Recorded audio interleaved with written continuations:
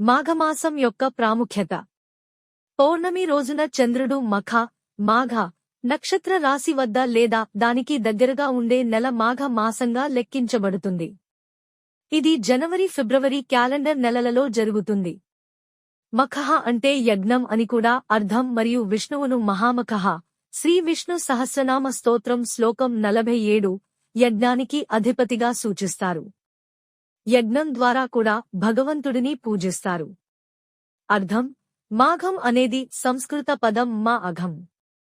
మా అంటే ప్రస్తుతం లేదు మరియు అఘం అంటే పాపం, చెడు, బాధ, దుఃఖం మరియు మాఘ మాసం అంటే అత్యంత పుణ్యం, శుభం మరియు పాపం లేదా బాధలు లేని మాసం.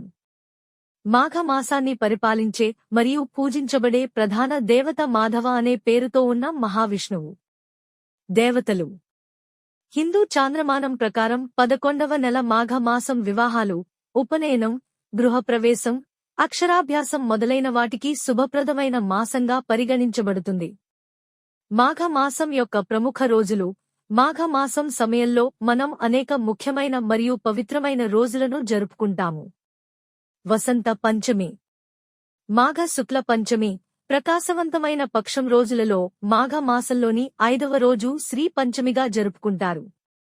విద్య, జ్ఞానం మరియు జ్ఞానానికి అధిపతి అయిన సరస్వతీదేవి ఈ పవిత్రమైన శ్రీ పంచమి రోజున జన్మించినట్లు చెబుతారు.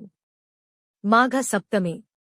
మహాసప్తమి అని కూడా పిలువబడే రథ సప్తమి సూర్య భగవానుడు శ్రీ సూర్య నారాయణకు అంకితం చేయబడిన చాలా ప్రసిద్ధ హిందూ పండుగ. ఇది మాఘ మాసంలోని 7వ రోజు సప్తమి శుక్లపక్షంలో సంభవిస్తుంది. ఋషి కశ్యప అదితికి సూర్య భగవానుడు జన్మించిన రోజును సూర్య జయంతిగా జరుపుకుంటారు. భీష్మాష్టమి. గొప్ప ఇతిహాసమైన మహాభారతంలోని అత్యంత గౌరవనీయమైన మరియు గొప్ప పాత్ర అయిన భీష్మ పితామహాతో ముడిపడి ఉంది. ఈ రోజునే భీష్ముడు తుది శ్వాస విడిచాడు మరియు ఈ రోజును అతని నిర్యాణ దినంగా జరుపుకుంటారు. రథ సప్తమి మరుసటి రోజు మాఘ మాసంలో ప్రకాశవంతమైన పక్షం, శుక్లపక్షం, 8వ రోజు అష్టమి, భీష్మాష్టమి వస్తుంది. శ్రీ మధ్వ నవమి. మాఘ మాసం యొక్క చంద్రమాసం 9వ రోజున వచ్చే శ్రీ మధ్వ నవమి ప్రకాశవంతమైన పక్షం రోజులలో ద్వైత తత్వశాస్త్ర స్థాపకుడు మరియు వ్యాఖ్యాత అయిన శ్రీ మధ్వాచార్యతో సంబంధం కలిగి ఉంటుంది.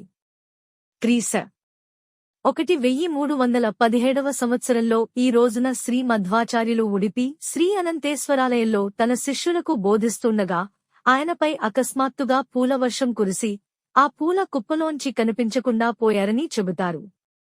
ఆయన బదరికాశ్రమంలో ప్రవేశించిన రోజుగా భావిస్తారు. మాఘ పౌర్ణమి. మాఘమాసంలో పౌర్ణమి రోజును మహామాఘిగా జరుపుకుంటారు. ఈ రోజు మాఘ స్నాన వ్రతం ముగింపును సూచిస్తుంది. ఈ రోజున చేసే ఏదైనా దైవిక ఆరాధన, ప్రార్థన, దాతృత్వం లేదా ఆచారాలు గణనీయమైన ఫలితాలను ఇస్తాయని చెప్పబడింది మరియు నమ్ముతారు. ఈ మహామాఘి రోజున బ్రాహ్మణునికి తెలపత్ర దానం ఇవ్వాలి. ఈ రోజున సముద్ర స్నానం చేయడం చాలా పుణ్యంగా భావిస్తారు. మహాశివరాత్రి. మాఘమాసంలో చతుర్దశి తిథితో కలిసి వచ్చే చీకటి పక్షం, కృష్ణపక్షం 13-14వ రోజున శివునికి అంకితం చేయబడిన పండుగ. ఈ మహాశివరాత్రి రోజున శివుడిని ఆరాధించడం అత్యంత పుణ్యం మరియు పాపాలను పోగొట్టేదిగా పరిగణించబడుతుంది. మహాశివరాత్రి పర్వదినాన అన్ని పవిత్ర శివక్షేత్రాలలో ప్రత్యేక ఉత్సవాలు జరుగుతాయి.